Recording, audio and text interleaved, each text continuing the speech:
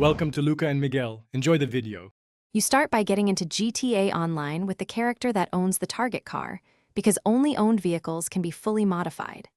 Once in, make sure you have enough cash. Wheel finishes can range from a few thousand to much more on premium cars. Drive directly to Los Santos Customs or to Benny's if your vehicle is eligible, and enter the shop. This kicks off the only path to apply the chrome finish, so don't waste time wandering off. You'll now navigate the mod menu. First, pick the wheel type that supports chrome. Some wheel types don't allow metallic finishes.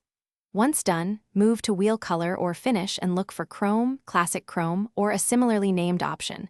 This is the step that actually changes the material, not just the tint.